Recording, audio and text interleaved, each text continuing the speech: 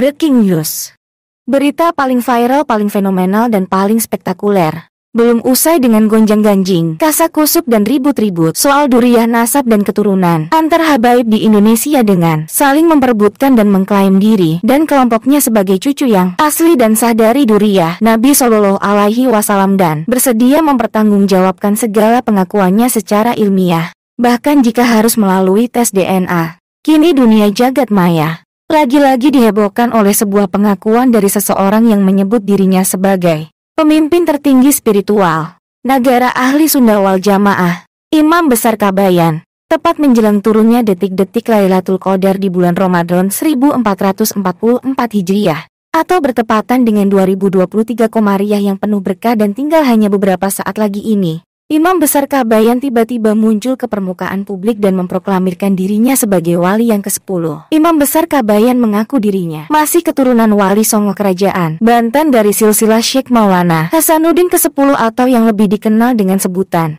Tubagus Andung bin Tubagus Jakar yang makomnya berada di kawasan Cisarua Puncak Bogor. Luar biasa. Ternyata, si Kabayan yang selama ini oleh masyarakat Indonesia, terutama oleh masyarakat Sunda, hanya dikenal sebagai orang lugu periang yang pandai melucu namun ambigu itu, ternyata seorang wali yang hilang dari peredaran peradaban yang berusaha ditumbalkan oleh oknum sekelompok mafia sejarah. Benar saja, kecurigaan dan sejuta pertanyaan khususnya dari masyarakat Sunda yang selalu muncul menjadi rasa kepenasaranan dengan sosok si Kabayan itu, apakah fiktif atau fakta? Karena bagaimana mungkin ceritanya yang melegenda ke seantero dunia, yang syarat dengan pemikiran dan sarkas briliannya yang fenomenal dan di luar nalar yang itu mustahil bisa dilakukan oleh orang biasa saja yang selain menghibur dengan guyonannya yang menakjubkan tapi juga syarat dengan hikmah itu menjadi populer, mengisi dan menghiasi tiap lembaran peradaban dunia, tapi ironis karena penampakannya bagai hantu jenaka. Betulkah si Kabayan itu hanya sebuah dongeng semata ataukah memang benar-benar ada?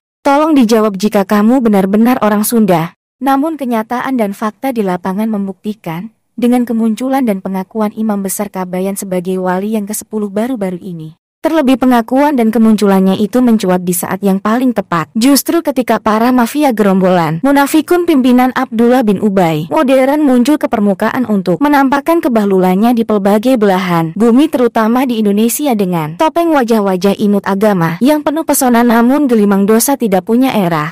Maka kewalian si Kabayan sebagai wali ke-10 secara spiritual tidak perlu diragukan lagi. Dengan begitu maka teka-teki yang selama ini menjadi misteri si Kabayan kini terjawab sudah. Si Kabayan ternyata seorang yang ingin di bumi hanguskan oleh dan dari peta sejarah kewalian dunia di Indonesia itu kini sudah berada di tengah-tengah kita untuk menghadapi setiap macam wajah dan model manusia untuk membuktikan siapa di antara manusia yang paling gila dengan pengakuan yang mengejutkan dari seorang yang menamakan dirinya sebagai pemimpin tertinggi spiritual negara ahli Sunda Wal Jamaah. Imam Besar Kabayan yang mengklaim dirinya sebagai keturunan Wali Songo itu sontak langsung mencuri perhatian dan menggegerkan dunia jagat maya yang bisa jadi akan mengalahkan popularitas Ida Dayak dan pesulap merah. Bukti-bukti bahwa Imam Besar Kabayan masih keturunan Wali Songo yang kini secara spiritual didapuk sebagai wali ke-10 memang masih ditelusuri kebenarannya.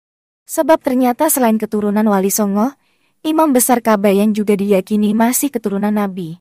Sebagai wali ke-10, Imam Besar Kabayan menyatakan bahwa dirinya tidak butuh pengakuan dari siapapun. Namun begitu Imam Besar Kabayan meyakini bahwa selain dirinya merupakan Waliul Mubin ke-10 dari tataran Sunda yang sempat tergerus arus mafia sejarah, Imam Besar Kabayan juga memproklamirkan dirinya sebagai khalifah di muka bumi dengan karomah spiritual Nabi Khidir alaihi salam. Itu sebabnya pada bulan suci Ramadan tahun 1444 Hijriah atau bertepatan dengan tahun 2023 Komariah ini, Imam Besar Kabayan sudah saatnya untuk menampakkan dirinya ke permukaan publik sebagai wali ke-10 bersamaan dengan turunnya Lailatul Qadar. Selain itu kemunculan Imam Besar Kabayan sebagai wali ke-10 sebagai pertanda sudah semakin dekatnya dengan waktu kemunculan Imam Mahdi Al-Muntadhar ke muka bumi.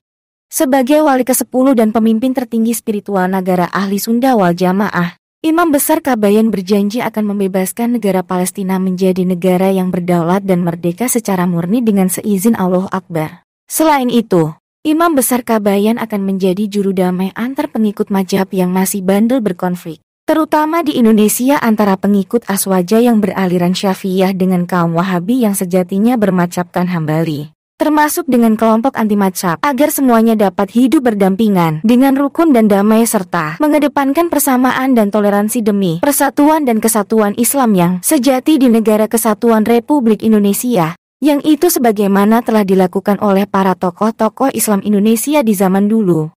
Selain itu, Imam Besar Kabayan bersumpah akan mendorong dan membantu pemerintah Presiden Joko Widodo dalam menuntaskan dugaan pencucian uang senilai 349 triliun di Kementerian Keuangan yang jika berhasil diselamatkan, maka Imam Besar Kabayan akan mengusulkan agar yang 349 triliun itu dibagikan ke seluruh rakyat Indonesia sebagai uang THR.